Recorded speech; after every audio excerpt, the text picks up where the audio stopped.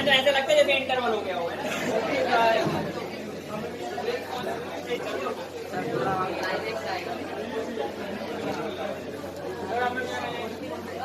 क्या तुम्हें भी जाना है इंटरनेशनल पे?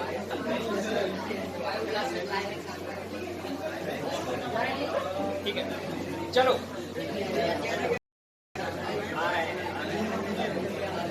चले यार।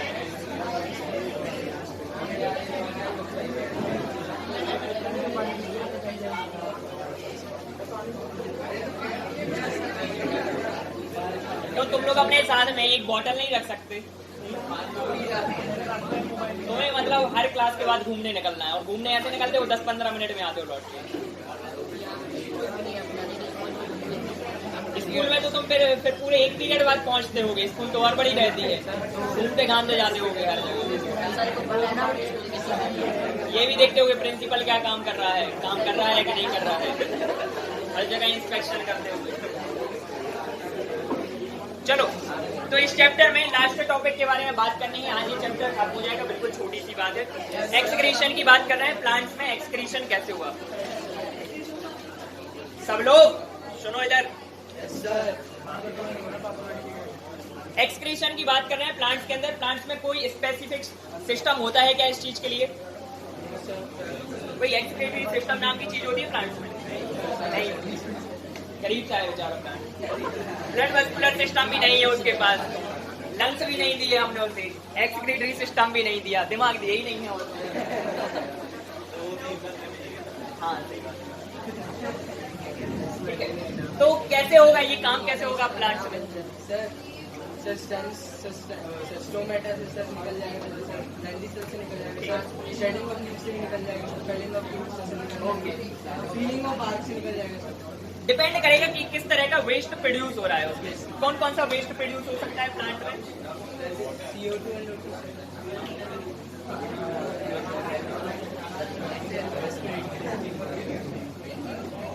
एक्सक्रीटरी वेस्ट किस तरह का प्रोड्यूस हो सकता है किसी एक प्लांट के अंदर, बताओ। रेस्पिरेटरी वेस्ट, हाँ,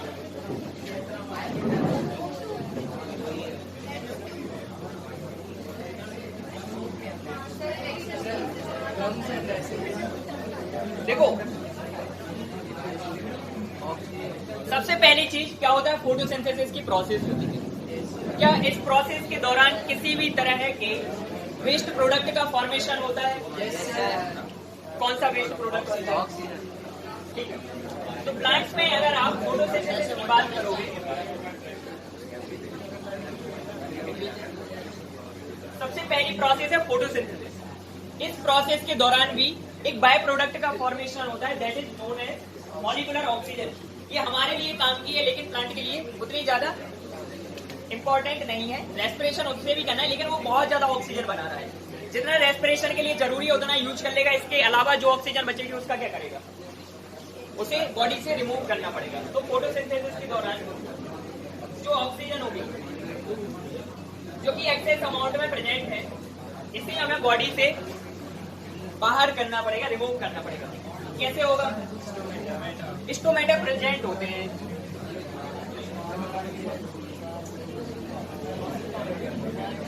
कहाँ प्रेजेंट होते हैं स्टोमेटा?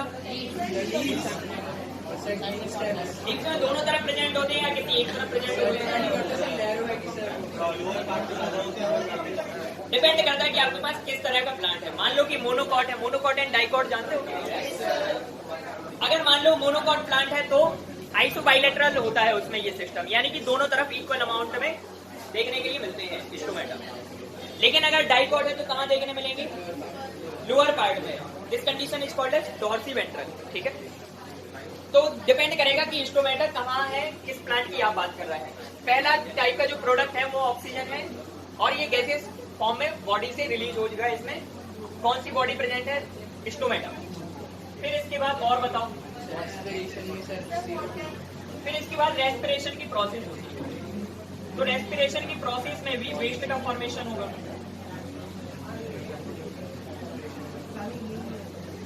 क्या होता है रेस्पिरेशन की प्रोसेस में?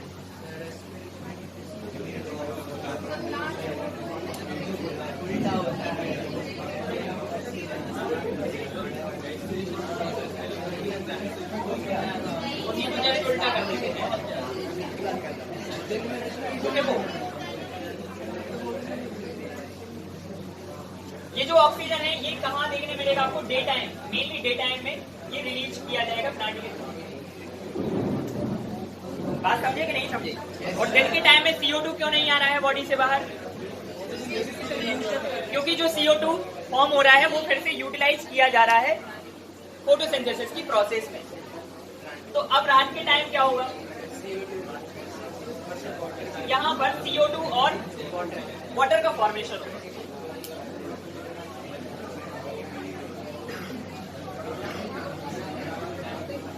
और ये भी कैसे जाएंगे? स्टोमेटा के थ्रू ये भी बॉडी से मूव कर जाएंगे। दिन के टाइम में ऑक्सीजन, रात के टाइम में mainly CO2 and H2O moisture के फॉर्म में वापस जा रहा है और बॉडी से बाहर जा रहा है। इसके अलावा और क्या हो रहा है?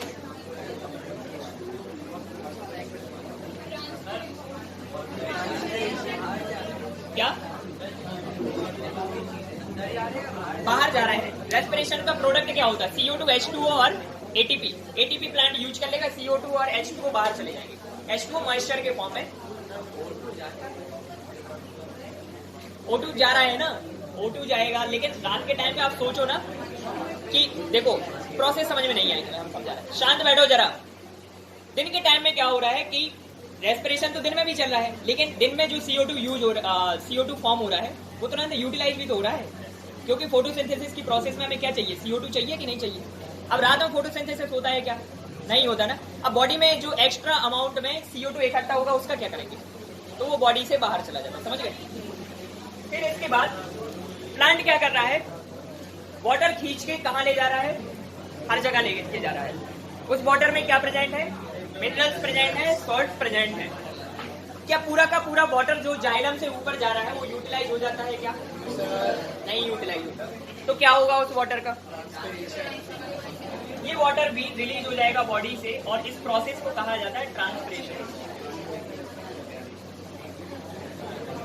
प्लांट बॉडी जाइलम के थ्रू जितना भी वाटर एब्जॉर्ब करती है उसका लगभग 98 से 99% ट्रांसपिरेशन के थ्रू वापस चला जाता है, बाहर चला जाता है। सिर्फ 1% यूज हो पाता है फोटोसिंथेसिस। सोचो कितनी वेस्टेज कर रहा है प्लांट वाटर में। उसे कोई समझाओ कि वाटर बचाओ, है ना? हाँ, इतना वाटर वेस्ट कर रहा है, उसे लग रहा है कि बहुत है वाटर। लेते जाओ और फेंकते जाओ बाहर। क्या कर रहा है ये? Removal of excess water.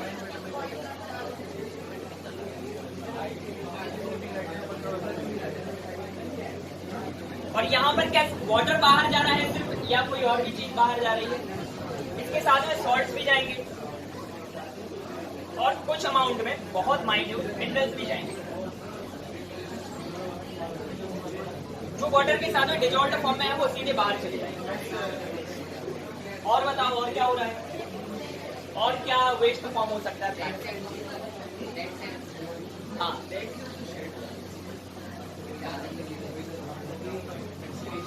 बहुत ज्यादा कह सकते हैं कि ऑर्गेनिक या इनऑर्गेनिक मटेरियल वेस्ट के फॉर्म में जब इकट्ठा हो जाएगा किसी भी पार्ट में, तो उसे रिमूव करने के लिए क्या किया जाएगा? गिरा देंगे, पार्ट को तोड़ देंगे, है ना?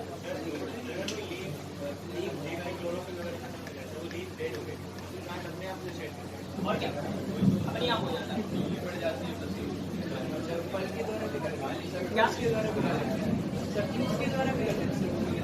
फ्रूट्स के थ्रू, मतलब फ्रूट्स के थ्रू भी हो जाता है।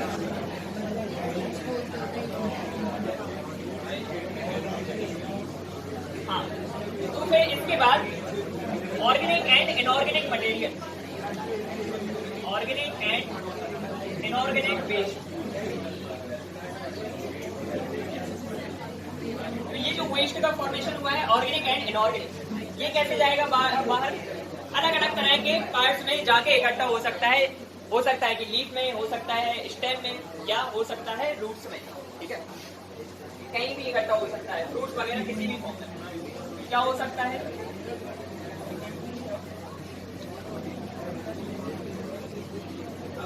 लीव्स की शेडिंग हो सकती है, ये जाके कर जाएंगी shedding of leaf.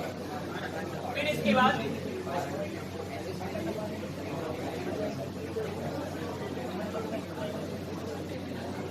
Piling of bark. Bark जानते हो ना? कहाँ होती है? लीप में होती है, स्टेम में होती है? कहाँ होती है? बाहर।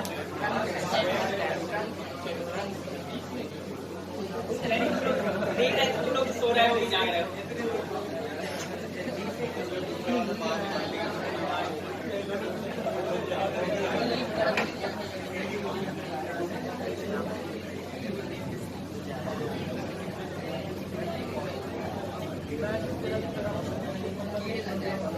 क्या वो एक अलग कंडीशन है, वो पैथोजेनिक कंडीशन है, बीमारी लगा दी। इसके अलावा और क्या हो सकता है?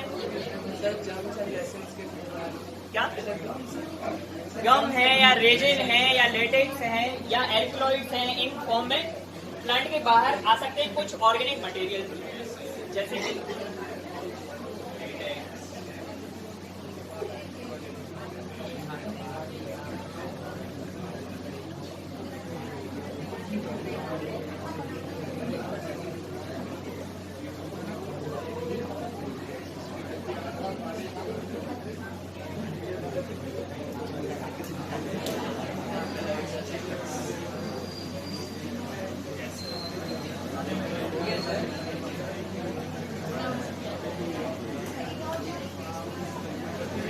इनऑर्गेनिक वेस्ट में कोई भी चीज आ सकती है, जैसे कि आयन आ सकते हैं अलग अलग तरह के, या जैसे कि क्लोराइड्स हो गए, जितने भी ये चीजें हैं जो कार्बन से अलग, सारे के सारे इनऑर्गेनिक है। कैल्शियम भी इनऑर्गेनिक है, जहाँ कार्बन नहीं है वो सारी चीजें इनऑर्गेनिक है। कार्बन डाइऑक्साइड इनऑर्गेनिक इसलिए नहीं है क्योंकि इनऑर्गेनिक होने के ऑर्गेनिक होने के लिए कार्बन, हाइड्रोजन, ऑक्सीजन इन चीजों का साथ होना जरूरी है। तो CO2 का इनऑर्गेनिक है।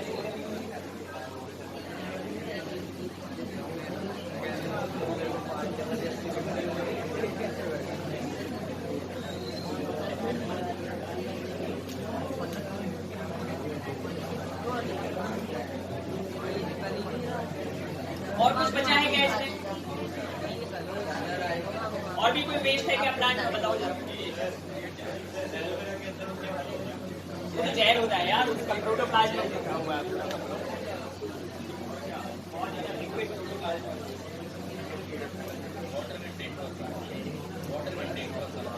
पता है वो लीफ नहीं है क्या,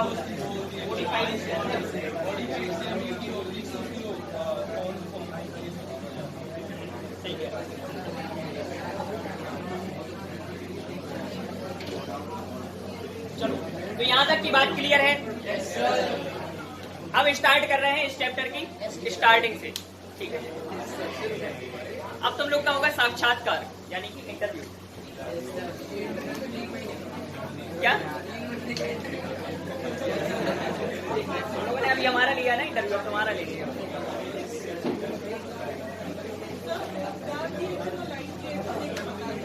डायरेक्ट रिएक्शन और लाइट रिएक्शन बता दिया।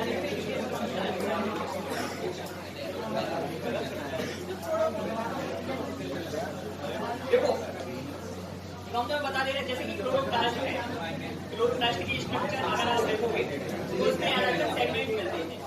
एक पार्ट है दैट इज कॉल्ड स्ट्रोमा, ठीक है? और एक पार्ट होता है जिसे क्या कहा जाता है, ग्रेना कहा जाता है, ठीक है? थाइलेकॉइड की कॉइल लाइक स्ट्रक्चर है जो अपने आप को आई। तो इन दोनों पार्ट में क्या होती है, अलग अलग डार्क रिएक्शन होती है और लाइट रिएक्शन। क्या करना है, मेनली जो स्टार्च का सिंथेसिस होता है वो कौन सी रिएक्शन में आता है, वो कहलाता है लाइट रिएक्शन का पार्ट, है ना? और जो डार्क रिएक्शन है वो क्या है, उसमें आप मेनली क्या कर रहे हो, फोटो स्प्रेडिंग कर रहे होते हो, वाटर की फोटो स्प्रेडिंग। वाटर की फोटो स्प्रेडिंग होती है तो क्या होता है, ऑक्सीजन सबसे पहले बच जाती है, यहाँ से प्रोटॉन रिलीज होते हैं। प्रोटॉन रिलीज हुए, वाटर को ब्रेक करते हैं ना, वाटर का एक बना हुआ। देखो जो लाइट रिएक्शन है, लाइट रिएक्शन में मेनली हम क्या कर रहे होते हैं, फिक्सेशन कर रहे होते हैं, फिक्सेशन कर रहे होते हैं। आप अपने बुक में जैसे कि देखोगे, आप लोग चीजें बिल्कुल शॉर्ट में लिख देते हैं, तो एक बार मिक्स कर देते हैं। आप इन चीजों को जब आप बहुत ज्यादा बात रहती है कि आप जब बात करोगे लाइट रिएक्शन की, तो यहाँ पे क्या होगा, कार्बन फिक्सेशन होगा। यहाँ से कौन सी साइकिल चलने लगती है, सिंपल साइकिल ऑपरेट करने लगती है, जिसके थ्रू लास्ट में अल्टीमेटली क्या बनेगा, जो हमारा 6 कार्बन वाला कंपाउंड होता है वो मिक्स होता है। इनिशियली वे में हमें क्या चाहिए, हमें एनर्जी चाहिए होगी। एनर्जी कहाँ से मिलती है, प्रोटॉन से मिलती है। प्रोटॉन कहाँ है यार,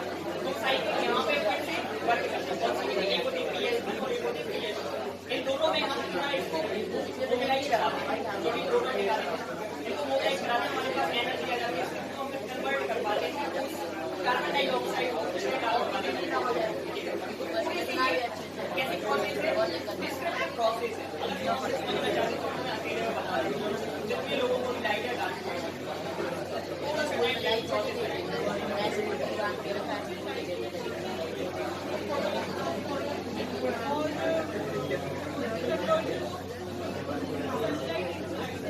वो लाइट रिएक्शन का पार्ट है।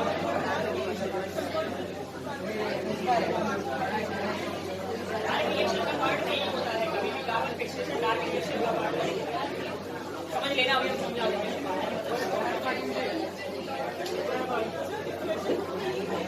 हमारी डिप्रेशन जो है डिटेल में नहीं पता है।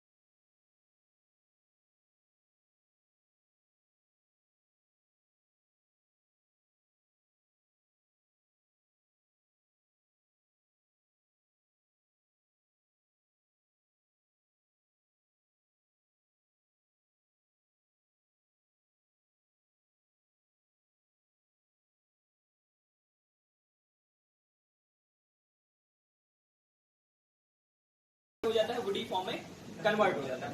ठीक है, अब जो फोटोसिंथेसिस है इसके स्टेप बताओ, कितने स्टेप हैं? कौन बताएगा? कौन कौन से? ठीक है, सबसे पहले एब्जॉर्प्शन, किस चीज का एब्जॉर्प्शन? सनलाइट। फिर इसके बाद सेकंड स्टेप, ठीक है, और फिर इसके बाद इसमें आपको सबसे पहली चीज क्या ध्यान रखनी है कि पहला स्टेप ही क्या होता है, मतलब अगर मैकेनिज्म की तरफ अपन पहुंच जाए तो फोटोलिसिस होती है, वाटर की फोटोलिसिस, यानी कि लाइट की प्रेजेंस में वाटर का ब्रेकडाउन होता है। क्या होगा इससे? ऑक्सीजन रिलीज हो जाती है। जो मतलब हम फोटोसिंथेसिस की रिएक्शन में ऑक्सीजन देखते हैं, वो ऑक्सीजन कहां से आती है? फोटोलिसिस से ही आती है। यानी सबसे पहले बाय प्रोडक्ट का ही फॉर्मेशन होता है। ये आपको हमेशा याद रखना, फोटोसिंथेसिस की प्रोसेस में ऑक्सीजन फॉर्म होती है और यहाँ से प्रोटॉन रिलीज होते हैं जो आगे चल के एंटर कर जाते हैं अलग अलग तरह के सिस्टम में, और उस पूरी प्रोसेस को क्या कहा जाता है? फोटोफॉस्फोराइलेशन कहा जाता है, जहाँ पे फिर से अगेन 2 साइकिल्स होते हैं, PS1 एंड PS2। उसी से रिलेटेड क्वेश्चन इन लोगों ने अभी पूछा था। फिर इसके बाद क्या होगा? कार्बन को हमने फिक्स कर दिया किस फॉर्म में? ग्लूकोज के फॉर्म में, 6 कार्बन कंपाउंड के फॉर्म में। ये जो CO2 का आप कन्वर्जन कर रहे हो 6 कार्बन के फॉर्म में, अगेन यहाँ पे एक ब्रॉड साइकिल होती है जिसे क्या कहा जाता है? C3 साइकिल कहा जाता है, केल्विन साइकिल के थ्रू होता है ये काम। ठीक है, फिर इसके बाद इतनी बात समझ गए कि 3 स्टेप में हुआ है। हमें क्या याद रखना है? हमारी बुक में इतना डिटेल में है भी नहीं, फिर भी आप ध्यान रखना चाहें तो रख सकते हैं। 3 स्टेप है बेसिक। फिर इसके बाद स्टोमेटा की स्ट्रक्चर आएगी। स्टोमेटा क्या होता है? कैसे बनता है स्टोमेटा? कौन सी ऐसी सेल्स हैं जिसके थ्रू स्टोमेटा का formation? Guard cells. Guard cells के सराउंडिंग में कौन सी सेल्स होती हैं? सब्सिडियरी सेल्स होती हैं। ठीक है, ये स्टोमेटा हमेशा ओपन रहता है क्या? कब ओपन होगा? हाँ, तो ये स्टोमेटा हमेशा ओपन नहीं रहेगा, ये एक स्पेसिफिक टाइम पीरियड रहेगा जब ओपन होगा और फिर इसके बाद क्लोज हो जाता है। फिर इसके बाद ये स्टोमेटा की ओपनिंग एंड क्लोजिंग कैसे हो रही है, ये भी शायद मैंने बताया था थोड़ा बहुत, है ना।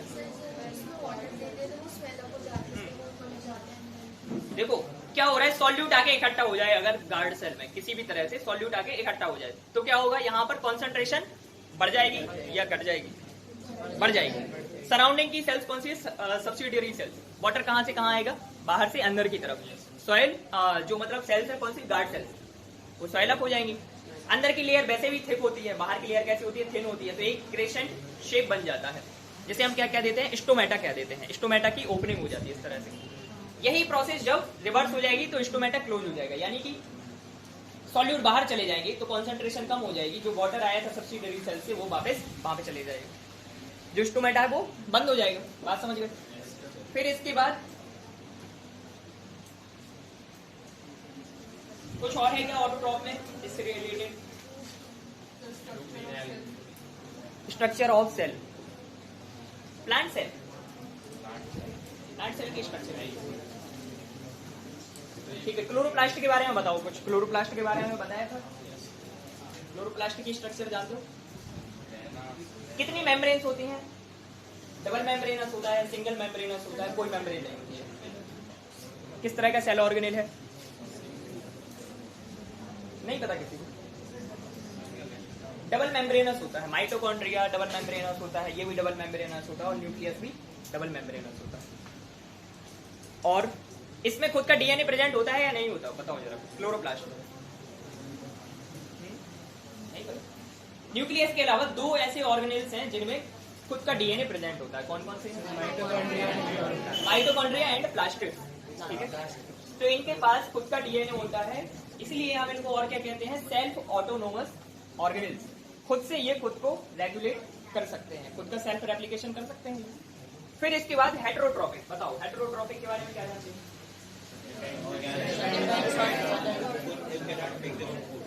खुद का फूड नहीं बना सकते हैं, ये खुद का फूड नहीं बनाएंगे तो दूसरों पर डिपेंडेंट होंगे, लेकिन इनका मूड अलग अलग हो सकता है, जैसे कि होलोजोइक हो सकता है। क्या मतलब है होलोजोइक ऑर्गेनिज्म,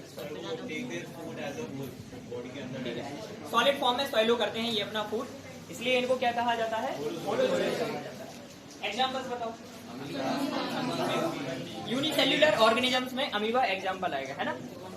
क्या करता है अमीबा,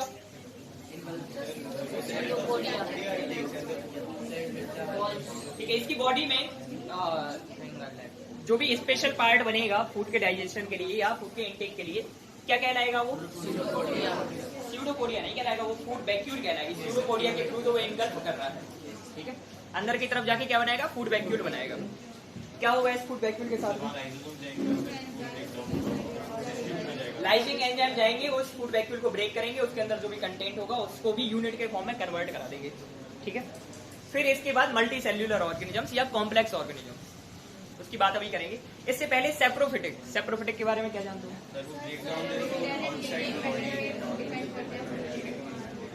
फूड जो भी प्रेजेंट है डेड या डिकेइंग मटेरियल के फॉर्म में, उसे क्या करते हैं, सिंपलर फॉर्म में कन्वर्ट करते हैं।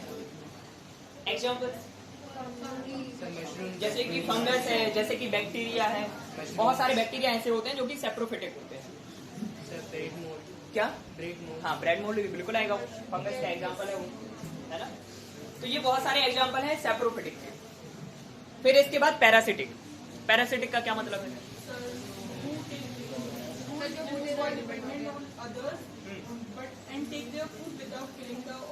ठीक है। सेप्रोफिटिक एंड पैरासिटिक के बीच में डिफरेंस क्या है कि सेप्रोफिटिक में वो ऑलरेडी डेड ऑर्गेनिज्म से अपनी डिमांड्स पूरी अपनी डिजायर्स पूरी करता है, नीड जो भी है वो उससे पूरी कर रहा है। लेकिन यहाँ क्या हो रहा है, ऑर्गेनिज्म लिविंग है, लिविंग बॉडी के अंदर है या बाहर से ही वो अपना फूड इनटेक कर रहा है। एग्जांपल्स बताओ। इसकी कैटेगरीज भी बताई थी हमने कि दो कैटेगरीज होती हैं पैरासाइट्स। कौन कौन सी कैटेगरीज होती है, एंडोपैरासाइट्स होते हैं और एक्टोपैरासाइट्स होते हैं। एंडोपैरासाइट्स मतलब जो हमारी बॉडी के अंदर तक पहुंच सकते हैं या बॉडी के अंदर ही जाके इन्फेक्ट करेंगे, जैसे कि लीशमानिया, सही है, जैसे कि प्लाज्मोडियम है, और जैसे कि जो अभी तो बताया राउंड वॉर्म्स या फ्लैट वॉर्म्स जो भी होते हैं, ये भी एंडोपैरासाइट होते हैं। और एक्सोपैरासाइट ठीक है, जैसे कि लीच का एग्जाम्पल है वो भी सही है, और लाइसिस जो है वो भी सही है। फिर इसके बाद ह्यूमंस में अगर न्यूट्रिशन की बात की जाएगी तो कितने स्टेप्स आएंगे? 5 स्टेप्स। कौन बताएगा ये 5 स्टेप्स? बताओ, तुम्ही से पूछ रहा है। स्टेप्स बताओ न्यूट्रिशन के ह्यूमन बीइंग्स में।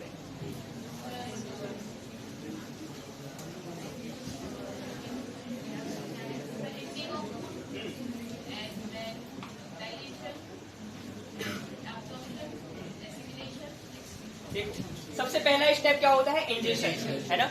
इंजेशन में क्या है कि बाहर से जो भी फूड है वो कहाँ आएगा? बॉडी के अंदर की तरफ आएगा।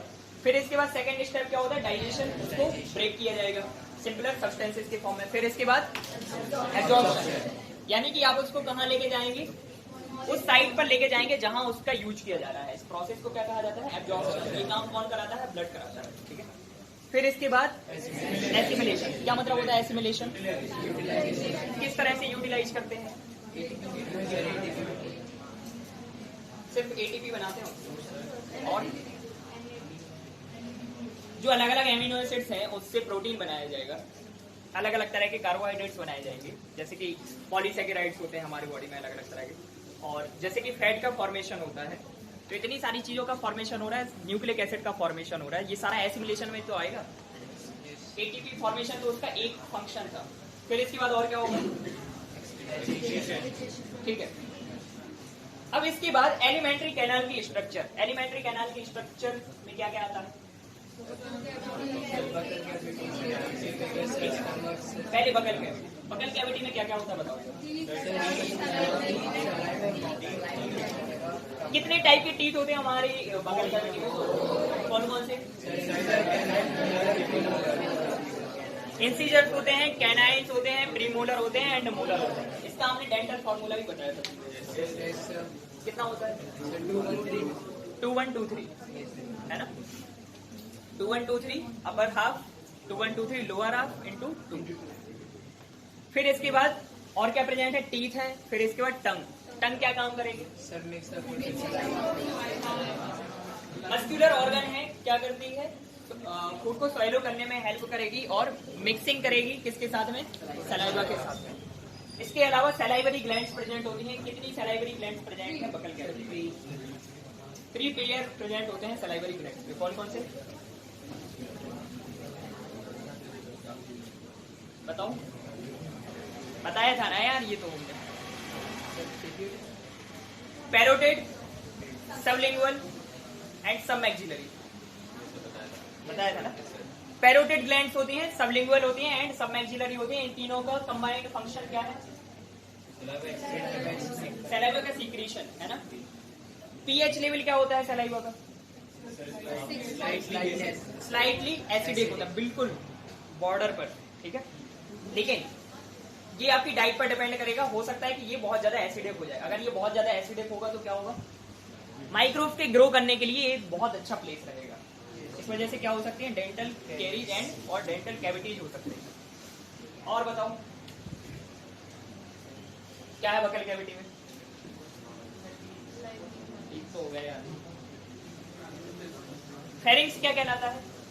Pharynx part of the buccal cavity और सर नेसल कैविटी के बीच, ठीक है। शेयर्ड पार्ट है किसके बीच में? नेसल कैविटी और बकल कैविटी, डाइजेस्टिव ट्रैक्ट और रेस्पिरेटरी ट्रैक्ट के बीच में, समझे। फिर इसके बाद क्या होता है? पेरिस्टाल्टिक मूवमेंट होता है इसोफेगस में। ईसोफेगस आएगा। फिर ईसोफेगस क्या है? फूड पाइप, इसको कह देते हैं। नैरो ट्यूब होती है जिसमें क्या प्रेजेंट है? मसल्स प्रेजेंट है, रेडियल मसल्स प्रेजेंट होती हैं जो क्या कराती है? कॉन्ट्रैक्शन करा देती है। रिदमिक कॉन्ट्रैक्शन एंड रिलैक्सेशन होते हैं जिसको क्या कहते हैं? पेरिस्टाल्टिक मूवमेंट कहते हैं। और इसकी वजह से फूड कहाँ जाता है? नीचे की तरफ जाता है। कितनी होती है इसकी लेंथ लगभग? सर 6.5 25 सेंटीमीटर 25 to 30 सेंटीमीटर होती है। कैसे रखे हो तुम अपनी? 6 मीटर।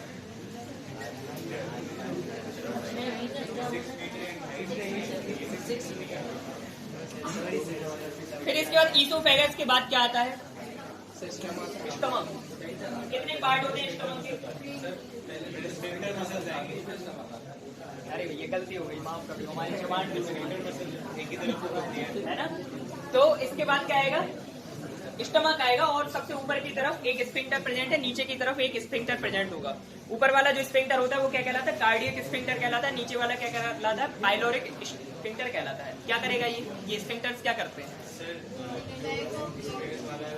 मूवमेंट को कंट्रोल करते हैं, है ना, पैसेज को कंट्रोल करते हैं। अब स्टमक के बारे में कुछ खास बात बताओ, क्या है स्पेशल?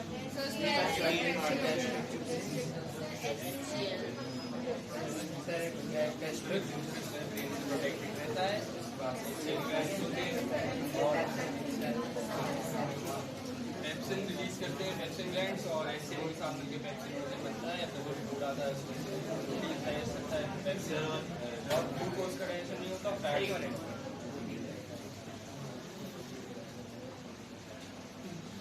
तिलक वीर को बुलाओ जरा, क्या नाम है तुम्हारा भाई? तुम वहीं से कह रहे हो?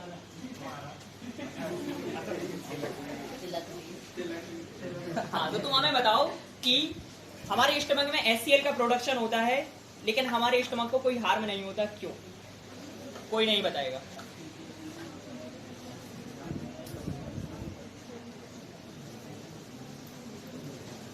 क्या बात कर रहे थे? टाइम पूछ रहे थे। अब हम बता दे रहे हैं 6:45 हो गए, जाना हो तो चले जाओ।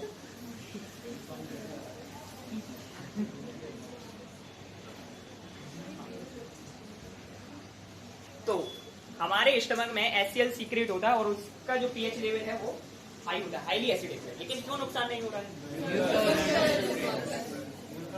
सिंगल सेल्यूलर कह सकते हैं कि सिंगल सेल प्रेजेंट होते हैं, यूनिसेल्यूलर स्ट्रक्चर्स होते हैं वहां पे, जिसे क्या कहा जाता है? गॉबलेट सेल्स कहा जाता है। ये क्या करते हैं? म्यूकस का सीक्रेशन करते हैं। इसकी वजह से हमारे स्टमक को कोई नुकसान नहीं होता है HCl से। इसके बाद अब ये बताओ कि जो डाइजेशन की प्रोसेस है वो कहाँ से स्टार्ट होगी? बकल कैविटी से, ईसोफेगस से या स्टमक से? क्या ब्रेकडाउन होगा बकल कैविटी में? कार्बोहाइड्रेट ब्रेक होते हैं कुछ अमाउंट में, पार्शियल ब्रेकडाउन होता है कार्बोहाइड्रेट का, डाइसैकेराइड के लेवल तक, है ना। तो कौन सा एंजाइम वर्क करता है यहाँ पर? सलाइवरी एमाइलेज एंजाइम यहाँ पर वर्क करता है और कार्बोहाइड्रेट को ब्रेक करता है। किस फॉर्म में? ग्लूकोज के फॉर्म में नहीं, मॉल्टोज के फॉर्म में ब्रेक करता है और डेक्स्ट्रिन के फॉर्म में। एक और फॉर्म होता है मॉल्टोज प्लस डेक्स्ट्रिन, ठीक है। तो मॉल्टोज के फॉर्म में ब्रेक करता है। मॉल्टोज क्या होता है? एक डाइसैकेराइड होता है, ठीक है। फिर इसके बाद यहाँ पर क्या प्रोटीन और फैट का ब्रेकडाउन होगा? फिर इसके बाद स्टमक में प्रोटीन का ब्रेकडाउन होगा। कौन सा ऐसा एंजाइम है जिससे प्रोटीन का ब्रेकडाउन? पेप्सिनोजन या पेप्सिन?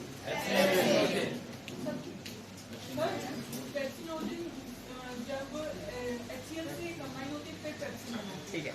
इनएक्टिव फॉर्म में एक एंजाइम रिलीज होता है जिसे क्या कहा जाता है? पेप्सिनोजन। ये रिएक्ट करता है किसके साथ में? HCl के साथ में और कन्वर्ट हो जाता है पेप्सिन के फॉर्म में। ये कन्वर्ट कराएगा प्रोटीन को किस फॉर्म में? प्रोटीएजेस एंड पेप्टोन्स 2 यूनिट होती हैं इसमें, ठीक है। कितनी यूनिट होती है? 2 यूनिट होती है, प्रोटीएजेस एंड पेप्टोन्स। फिर इसके बाद यहाँ पर फैट का ब्रेकडाउन होगा क्या? बहुत माइन्यूट ब्रेकडाउन होता है, तुम्हारी बुक में शायद नहीं मेंशन होगी ये चीज।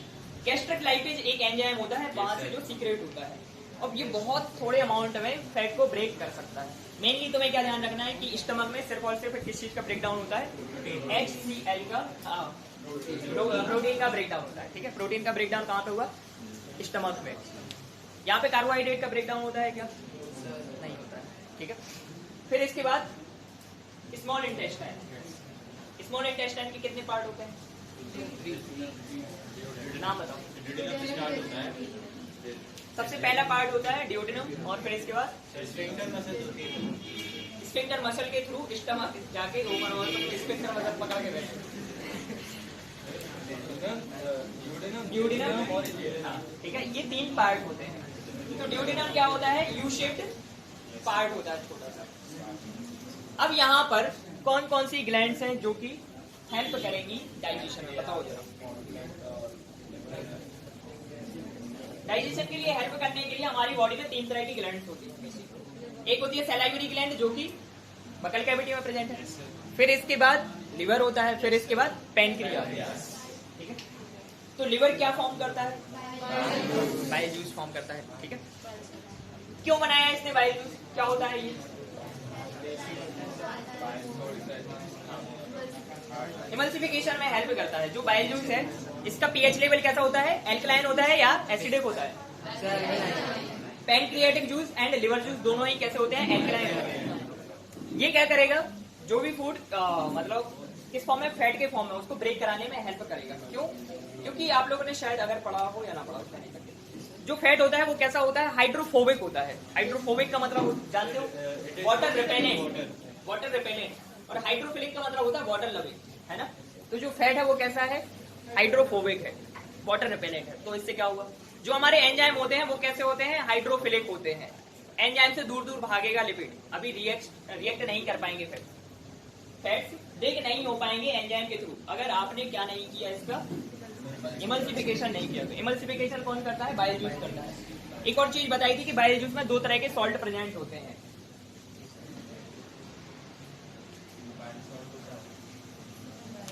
कौन से सॉल्ट होता है बताओ? 2 बाइल सॉल्ट प्रेजेंट होते हैं इसमें।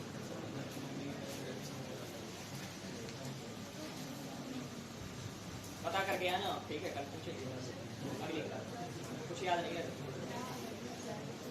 तो इसका मेन काम क्या है? इसका मेन काम है फैट को छोटे छोटे ग्लोब्यूल्स के फॉर्म में ब्रेक करना, जिससे क्या होता है? मिशेल का फॉर्मेशन हो जाता है। मिशेल भी नहीं पढ़ा होगा फिर तो तुम लोगों ने, अभी कुछ नहीं पढ़ा। केमिस्ट्री में क्या पढ़ा रहा है? तुम लोग के सिलेबस में नहीं है क्या ये? हम सिलेबस की बात कर रहे हैं, तुम लोग के सिलेबस में नहीं थी क्या ये चीजें? सोप वगैरह का चैप्टर था क्या तुम्हारे? नहीं था। उसी से रिलेटेड कॉन्सेप्ट है ये। ठीक है, तो छोटे छोटे ग्लोब्यूल्स के फॉर्म में ये डिवाइड हो गया। लेकिन अभी एंजाइम कौन कौन से वर्क करेंगे बताओ जरा? अब कार्बोहाइड्रेट को ब्रेक किया जाएगा, प्रोटीन को ब्रेक किया जाएगा एंड लिपिड को। एंजाइम कौन कौन से होंगे?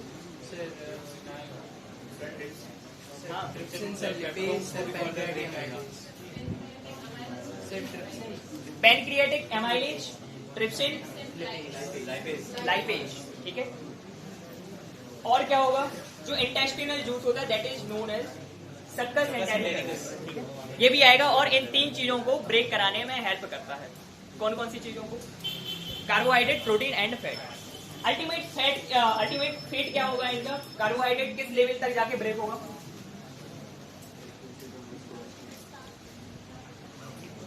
सबसे छोटी यूनिट क्या है कार्बोहाइड्रेट की? ग्लूकोज होती है, गैलेक्टोज होती है। ये क्या कहा जाता है? मोनोसैकेराइड कहा जाता है। तो ये यहां तक ब्रेक हो जाएगा। फिर इसके बाद प्रोटीन,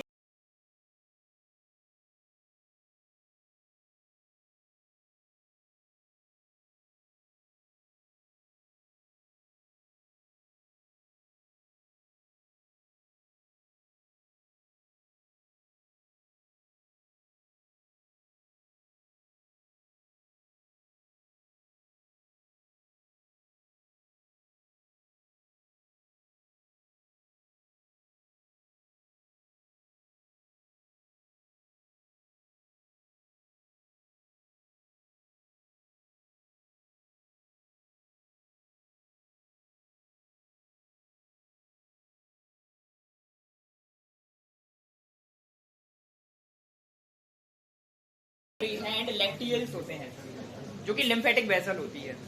ये तीनों तरह की चीजें मिलकर क्या कराएंगे? एब्जॉर्प्शन कराएंगे।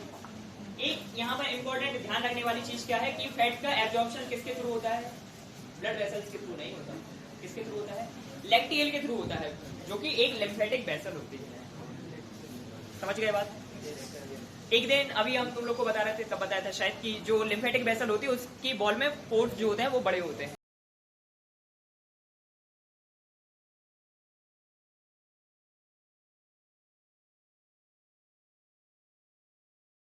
फिर इसके बाद एसिमिलेशन की प्रोसेस तो जानते ही हो।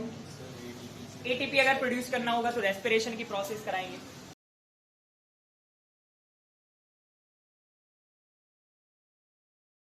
रेप्लिकेशन की प्रोसेस होती है, फिर इसके बाद ट्रांसक्रिप्शन होता है, फिर इसके बाद ट्रांसलेशन, बहुत बड़ी प्रोसेस है, ठीक है। इसके थ्रू क्या होगा, प्रोटीन का फॉर्मेशन होगा। और जो फैट है, एक्सेस फैट है, इसका क्या होगा, स्टोर हो जाएगा। एडिपोज टिश्यूज का नाम सुना है क्या, उसके फॉर्म में स्टोर हो जाएगा, बॉडी में अलग अलग पार्ट्स में जाके फैट स्टोर हो जाएगा। इसके बाद ग्लाइकोजन क्या होता है,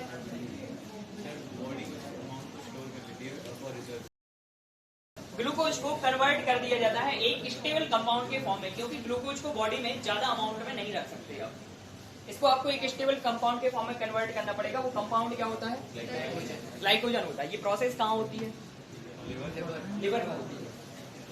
इतनी बात समझ गए, कोई दिक्कत है क्या ये न्यूट्रिशन वाले पार्ट चीजें। फिर इसके बाद रेस्पिरेशन वाला पार्ट, रेस्पिरेशन बताओ क्या होता है,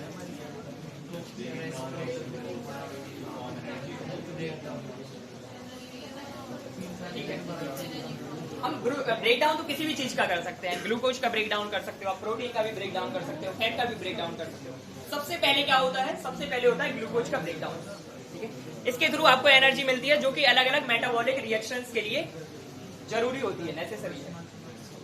अब इसको भी अलग अलग तरह से कैटेगराइज कर सकते हैं हम कि रेस्पिरेशन होता कितने टाइप से है। एरोबिक होता है और एनारोबिक होता है, दोनों में क्या डिफरेंस है,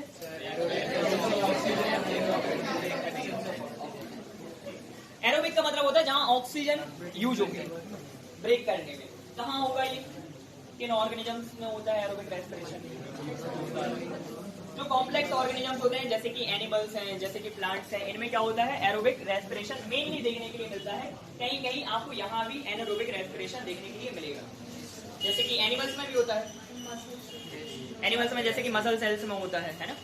और प्लांट्स में जैसे कि रूट्स में अगर आप पानी नहीं दोगे तो वहां भी, या वाटर लॉक्ड कंडीशन जब हो जाएगी तब वहां भी एनारोबिक रेस्पिरेशन हो सकता है।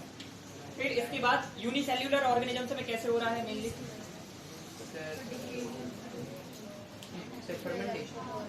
हाँ मतलब वही एनारोबिक रेस्पिरेशन चल रहा है उनकी बॉडी में।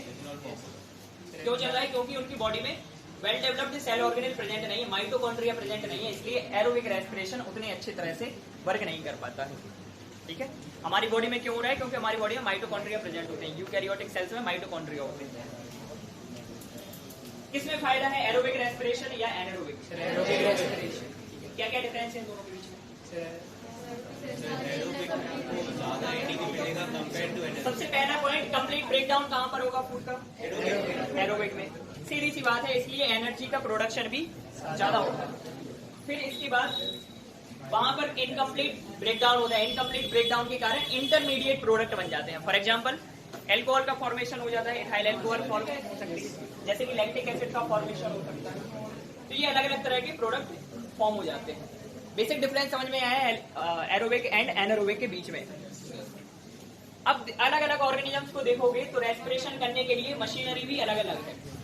जैसे कि जो सिंगल सेल्यूलर है उनकी तो सेल मेम्ब्रेन ही कर लेती है सारा काम, डिफ्यूजन के थ्रू ऑक्सीजन बॉडी में आती है, यानी कि पूरी एयर ऑक्सीजन को वो यूटिलाइज कर लेते हैं अगर एरोबिक हुए तो, ठीक है।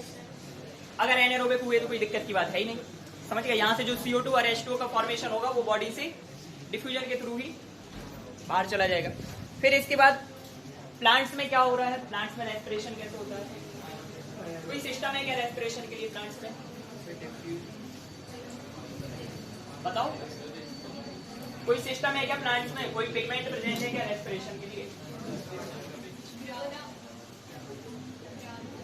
नहीं, वो तो फोटोसिंथेसिस से रिलेटेड है। रेस्पिरेशन के लिए पिगमेंट की बात कर रहा है, रेस्पिरेटरी पिगमेंट है क्या कोई, वो रेस्पिरेशन थोड़ी करता है, वो तो फोटोसिंथेसिस कराता है।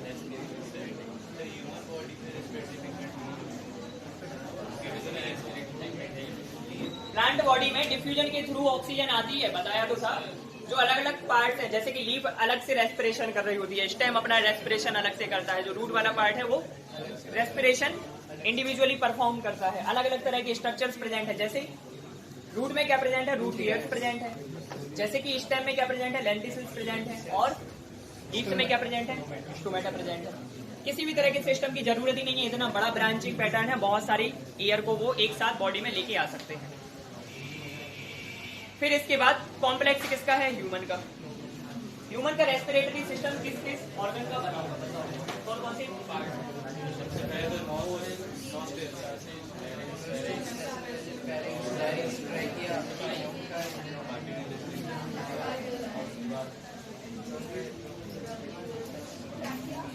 एक मिनट, रेस्पिरेटरी सिस्टम के पार्ट्स बताओ।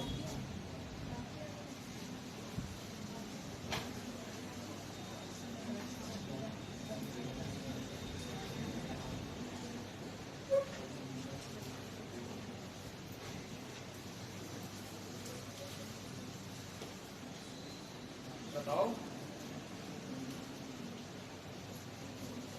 हंसने के लिए यूज करोगे अपना मुंह? बात करने के लिए नहीं कर पा रहे।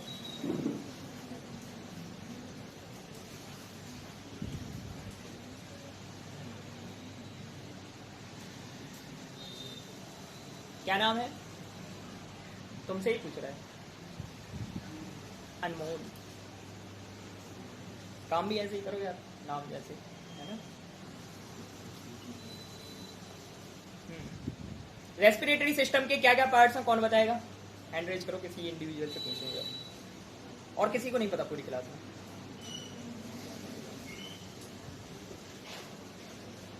बताओ।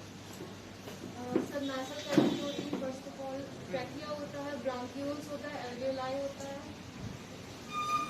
ठीक है, और कौन बताना चाहेगा? बैठ जाओ, बताओ। sir nostrils, nasal cavity, pharynx, larynx, trachea, lungs, bronchi, bronchioles, alveoli. Sir okay sir, diaphragm ठीक है, बिल्कुल सही। तो सबसे पहले क्या है? नॉस्ट्रिल्स प्रेजेंट है। नॉस्ट्रिल्स के पास बात क्या है? नेजल पैसेज है। फिर इसके बाद शेयर्ड चेम्बर आ जाता है, जैसे क्या कहते हैं? फेरिंग्स कहते हैं। ये फेरिंग्स आगे चल के किस पार्ट में ओपन होगा? पहले क्या आएगा? ट्रैकिया आएगा या लैरिंग्स आएगा? पहले लैरिंग्स आता है, फिर इसके बाद क्या आता है? ट्रैकिया आता है। ट्रैकिया आगे चल के बाइफरकेट हो जाएगा, क्या बनाएगा? ब्रोंकाई बनाएगा। ब्रोंकिया आगे चल के और एक चैनल बनाते हैं, ब्रोंक्यूल्स कहते हैं। ठीक है, प्राइमरी, सेकेंडरी, टर्शरी और टर्मिनल। ठीक है, फिर इसके बाद सबसे लास्ट में एयर फील्ड सेक प्रेजेंट होते हैं, जिन्हें क्या कहा जाता है? हाँ, और जो इसमें ट्रैकिया होता है वहां पर C shaped cartilaginous rings present होती हैं, जो कि हाइलिन कार्टिलेज की बनी होती है। क्यों प्रेजेंट है ये?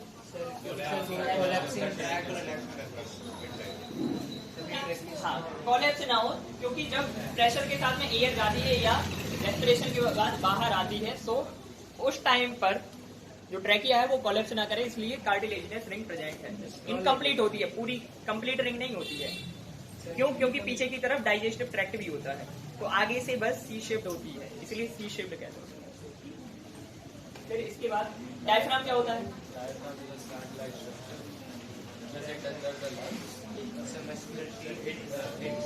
मस्कुलर स्ट्रक्चर होती है, उसका नाम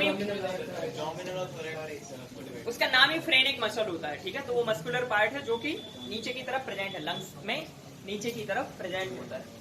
ठीक है, क्या कर रहा है वो? लंग तो एक्सपैंड होने में और कॉन्ट्रैक्ट करने में हेल्प कर रहा है। ठीक है, यहाँ तक की बात क्लियर है क्या? कोई दिक्कत? फिर इसके बाद अगर आप लोग कहोगे तो इसका जो बचा हुआ पोर्शन है अगली क्लास में रिवाइज करा देंगे, या चैप्टर स्टार्ट कर सकते हैं, जैसा भी आप लोगों का।